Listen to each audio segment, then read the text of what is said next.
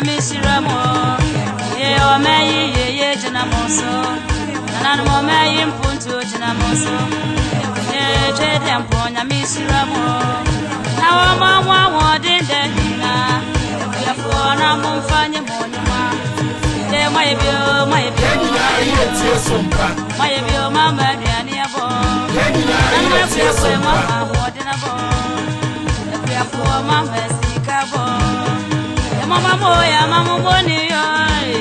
Yama ayiko do me kuya fo. Nanu e kuya fo.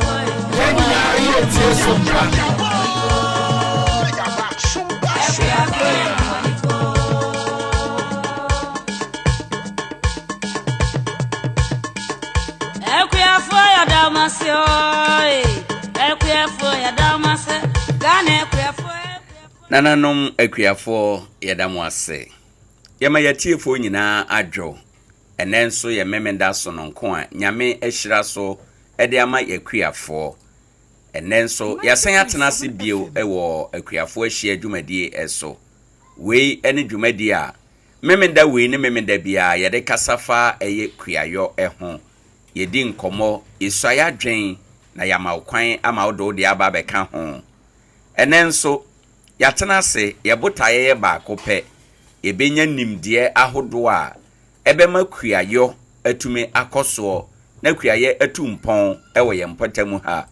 ye na ye yokua no ne dodoɔ mu ye na ye yɔ no kakra de abɔ akɔhoma asetena mu ne nyinaa no ɛna ye ka bom na yɛtena se ede ho enkommɔ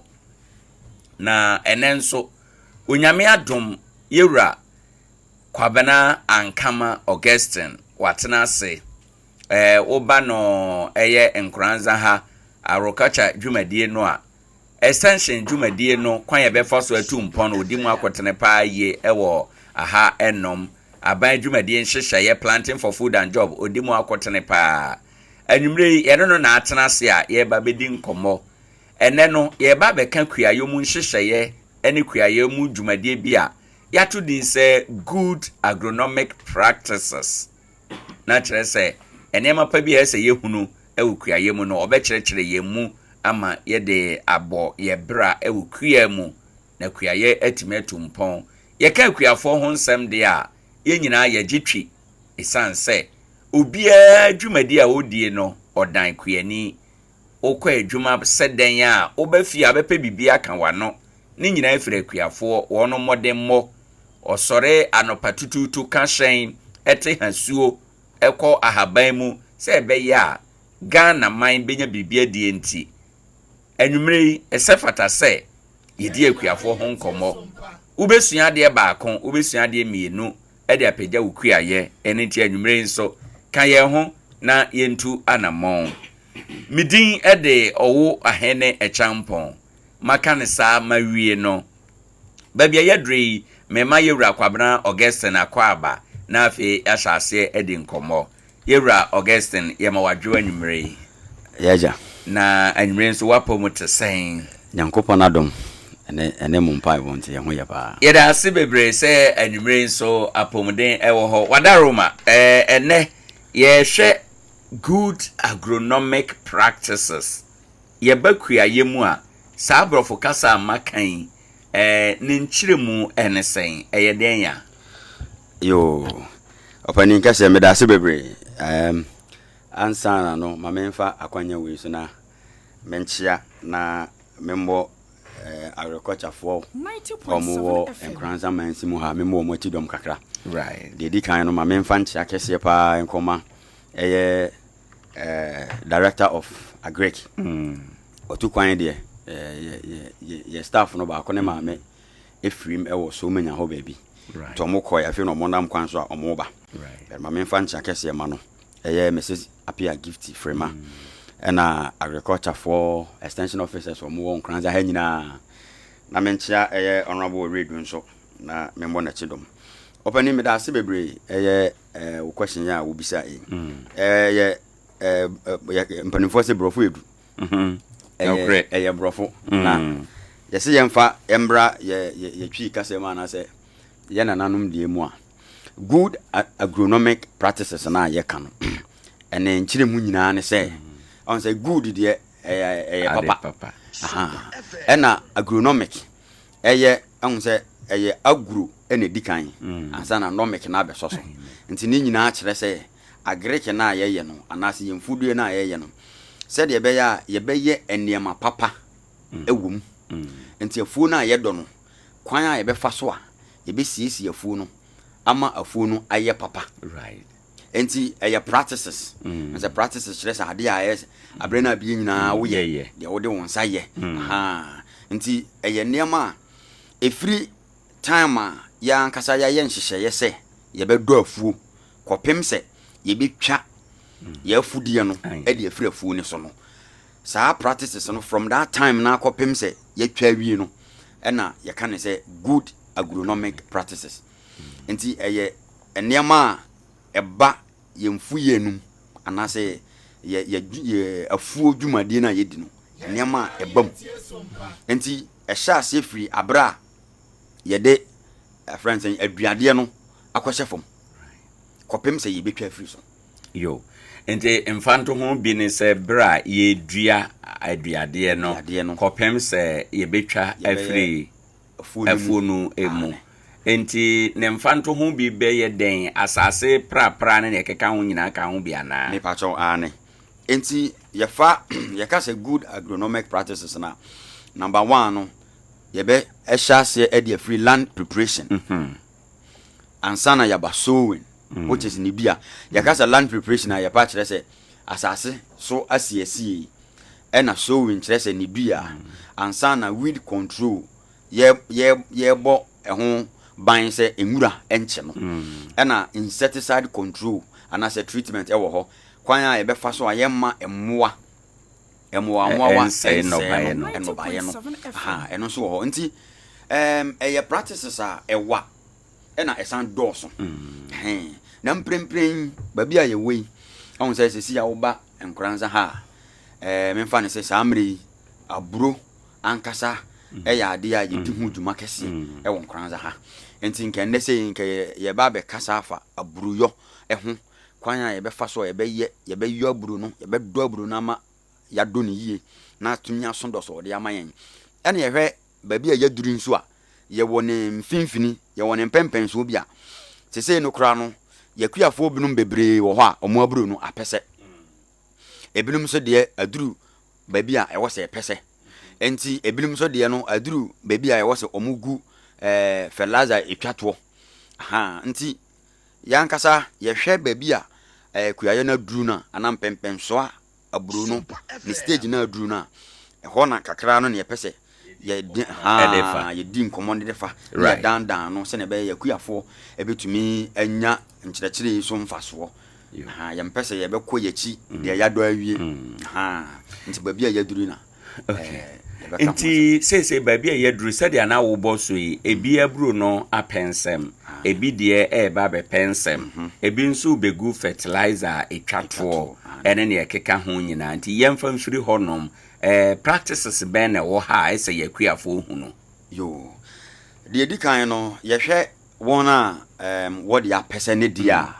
so waburo apese samre ya ye kase ya hu hia se ode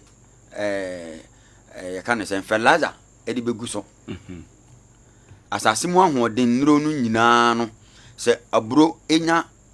pese ana se oflawa eni ehu hia bia biem se wode friend say asase mu aduane nduro bia ye den edi gu so esan se wode gusu a eye waste wase no esan se onya pese wie pe e kire se oyi ma no enti abra wo o ba be yi ni ma no anase wo gusu a oyi ma no o ma na aduane bia odi a eyekwa enti samre no ye na ye buru apese wie no practices a ye betumi aye samri ene se ye bebo yafuo no emu ho ban afri enwura ho eno na edikan a ehia pa eni kwan se ye ma enwura efa afuo no samri ya aburu no apesa efa ma no opemframa e wo se mframa fa ne ho na onya ne ho na otumi ewo makama sebiu akwete se oba wafa nyensen wafa afuru na waduru ebia 7 months 8 months aka kakra no waduru 9 months hono on se saamre no eya na huhuru nketenkete bi ta tutu omo saamre no na ne ho yirayiram no enti ohia space broni beka say space emframa emfa ne ho se ne be ya ebetimi aboa no na abofra na ode ne ba wiase no abofra na nya no ho otimi abakama enti se woburu apesa bo ho moden na yi abrunase manframa mfa abrunase se wo pesa wo de we decide eye aduru ayede drase ni bi na ade be drase a obetimi di adrase wo de sekan a obetimi di adrase se ne be ya mframa be fa ho na abruna timi anya no ho na mframa fa no ho na timi abo na abo yie di amayen ena di so ye na ena mpa ye ndi e ho anse na be ko di so no ye misa se edi enti a sabre no sabro na pesa ensa se ye de fertilizer ka ho because enka ndi ye ya adwene mu no de enka enim se sabre na eso wonya aduane pakora di a ebe ma watimi ayi emma no eye enti mo adesua mu no ade enti ensa se ye ne sa opening gas me dance le atia ne se uwura ahun se agriculture science se uwura science mu do mo so kakra aburo na bono ba be bono ne pese na apese no enu bi ene etia na ahye ne tokurum ho na atumi ama na anyensen na afaba enti se saamre ya aburo no apese na ebe faba no o de fertilizer gu ase a ebe take time kakra okay etese nipa ya mu aduane a wudi aduane na wudi ni sesi ya no enye se wudi ye na no ne wanya hoden e de fere aduane no e wo se aduane ne ko yam na e digest ansana wuyam ho enkwamwa no atwetwe aduane no mu ahoden ansana o de mani padua no nti ebe take time kakra saa nso na afudie ne tie wo de aduane ne mani sisi ya obefa on se broni beka se ni hini no ebe twi nsuo ene asase mu ahoden no na haban na age awia na omode aprepe omo aduane enti da process na nyina se abrona pese awie ansana wo de felaza na ekogu ase ya sa process ni nyina nkoso enwie no afi na brono enya ahoden na ode ba be na ema na afa awie okay entu be hu se abanu so enya fa awie atesa maame a wonya awo awie na wo san ama no nutrients foforo so ode be ne ba no wo ne yem no be ye kese wonya awo awie nti wo wie dia se ohia ahoden ya sa ahoden no akwala na wo efunum no nyia sa ahoden no right nti abrona pensam no bi na wo hwe ye screen so nti we no o man fertilizer no a eye waste me pa so ani what the fertilizer gu access amre ya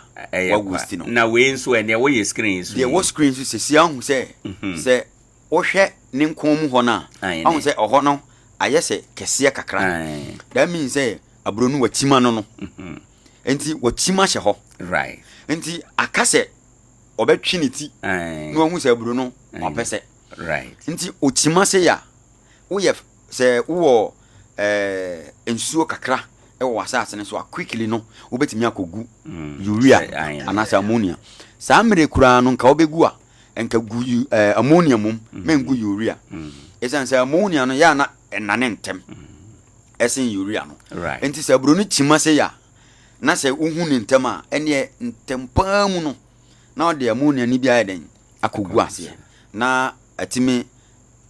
afa ahoden no na wasan e de afa mama na eduru sa amre na eduru se wachima na enka opese ode felaza no ebe hye fom ama no right manfa ngu asase ne so fa hye ni hini no nchen ema no ti sa na wo se wo ode sekan e wo ho ka ana dua bi e wo ho na ode agum na watia so right nti eno no se nsu wa asase ne mu a entempa no na anane na watimi afa ne ntem ba se wo ko na wo di gu asase ne so a wo hu se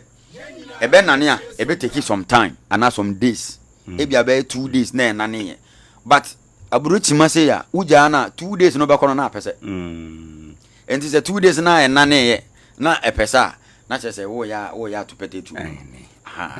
enti di was ye man dia etimi fa ne no ena ne wo so sesi ya so ne sabre we no so de na yebetima ye wo ho de wo ye screen so sesi ya ahwefo ehwe no ba bia aduri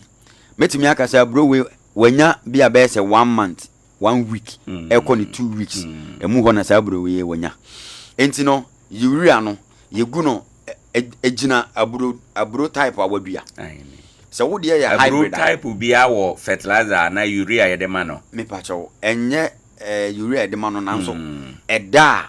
ye de be ma no okay aburo ni bi wo ho a ne kwan wa ebi nso kwan 8 ya mamemfa ni nyina mako aburo ye wo ho yi se eye aburo aye frɛ no abontem anase omankwa eno no abontem no wanya 76 to 80 days ebe wo am watwa anase ebe wo am wawe enti eno no se no bi na wo ho ya e mean say sa amri aduru mra e wo se ode urea ma no okay ena ye wo bi nso a ye frɛ no eye hybrid ebia eye pan 12 anase pan 53 anase lake ye wo lake 601 e wo ho se no bi eno no kire sen lake no ye nipa na oye sabru ana odi sabru ne ba out ena odi din no e de atoso okay enti na meka se ye wo bi ho ye friend pan 12 ye wo pan 53 e wo ho ni nyina ye aburo na ho ahosuo ye wo bi nso ho ye friend no opaburo opaburo enti ye beka se ni din ne honam se